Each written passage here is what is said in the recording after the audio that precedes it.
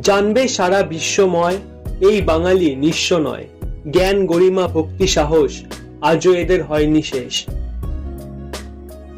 এই কথাগুলি আরো একবার বিশ্বের দরবারে প্রমাণ করে দিল এক বঙ্গ সন্তান, নাম অভিজিৎ বিনায়ক বন্দ্যোপাধ্যায়। গত 14 অক্টোবর 2019-এ ঘোষণা হলো এবছরের অর্থনীতিতে নোবেল প্রাপক ব্যক্তিদের নাম। আর এইবার উঠে এলো এক বঙ্গ সন্তানের নাম। রবীন্দ্রনাথ ঠাকুরের হাত ধরেই শুরু হয়েছিল বাঙালির নোবেল প্রাপ্তির জয়যাত্রা। তারপর সেই ধারাকে বজায় রেখেছিলেন অমর্ত্য সেন। মোহাম্মদ ইউনূসের হাত ধরে এবার নোবেল উঠল অভিজিৎ বন্দ্যোপাধ্যায়ের হাতে। সেই সুবাদে দ্বিতীয় বাঙালি হিসেবে ইকোনমিক্সে নোবেল পুরস্কার লাভ করলেন তিনি। একই সঙ্গে সমগ্র বাঙালির তালিকায় তিনি চতুর্থ ব্যক্তি হিসেবে নোবেল পুরস্কার পেলেন।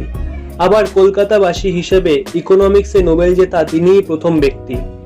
1998 সালে ইকোনমিক্স অর্থাৎ অর্থনীতিতে নোবেল পেয়েছিলেন বাঙালি অর্থনীতিবিদ অমর্ত্য সেন।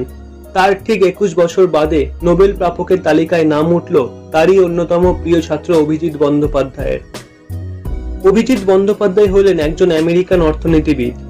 বর্তমানে তিনি MITর ফুড ফাউন্ডেশনের অর্থনীতি বিভাগের একজন আন্তর্জাতিক অধ্যাপক। এছাড়া অভিজিৎ বাবু অর্থনীতি বিশ্লেষণ ও উন্নয়ন বিষয়ক গবেষণা সংস্থা ন্যাশনাল ব্যুরো অব ইকোনমিক রিসার্চের সাবেক president. Centre for economic policy research, kill institute, American academy of arts and science এবং ইকোনমিক সোসাইটির সম্মানিত ফেলো ছিলেন তিনি। তিনি পুওর ইকোনমি নামক একটি বই লিখেছিলেন, যেখানে দারিদ্রতা দূরীকরণে তার বিভিন্ন গবেষণার বিষয় তিনি তুলে ধরেছেন। 1961 সালে কলকাতায় জন্মগ্রহণ করেন অভিজিৎ বাবু। তার মা নির্মলা দেবী ছিলেন সেন্টার ফর সোশ্যাল সায়েন্সের অর্থনীতি বিভাগের অধ্যাপক। তার বাবা দীপক বন্দ্যোপাধ্যায় ছিলেন প্রেসিডেন্সি কলেজের অর্থনীতির অধ্যাপক।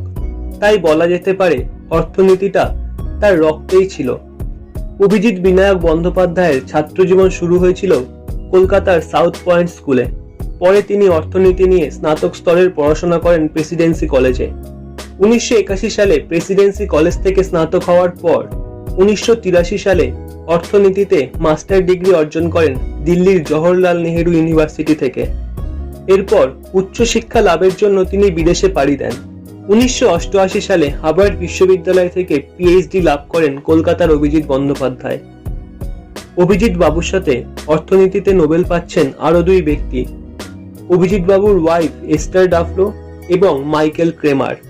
বিশ্বব্যাপী দারিদ্রতা দূরীকরণের লক্ষ্যে বিরল গবেষণার জন্য নোবেল পদক পাচ্ছেন এই তিন অর্থনীতিবিদ।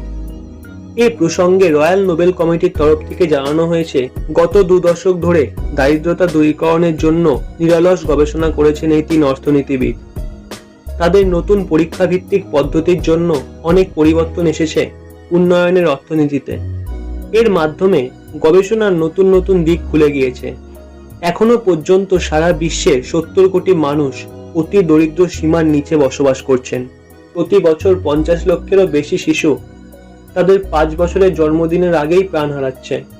এই অবস্থায় ওই 3 জন অর্থনীতিবিদদের গবেষণা তাদের জীবনের মনোন্নয়নের সহায়ক হবে। সেই কারণেই তাদের নাম এবছরের নোবেল পুরস্কার প্রাপকের তালিকায় অন্তর্ভুক্ত করা হয়েছে। আর একই সাথে BCCI এর প্রেসিডেন্ট পদে নির্বাচিত হলেন আরও এক কলকাতাবাসী। তিনি আর কেউ নন, আমাদের সকলের প্রিয় সর্বকালের সেরা খেলোয়াড়, বাঙালির গর্ব তথা বিশ্বখ্যাত কলকাতার মহারাজ। এনাকে চেনে না এমন মানুষ খুব কমই আছে। এনার সম্বন্ধে যতই বলা হবে কম হয়ে যাবে। ইনি হলেন বাংলা তথা সমগ্র ভারতের গর্ব, আমাদের সকলের দাদা সৌরভ গঙ্গোপাধ্যায়। সত্যি একজন বাঙালি ও ভারতীয় হিসাবে আজ আমাদের অতি গর্বের এবং আবেগের মুহূর্ত।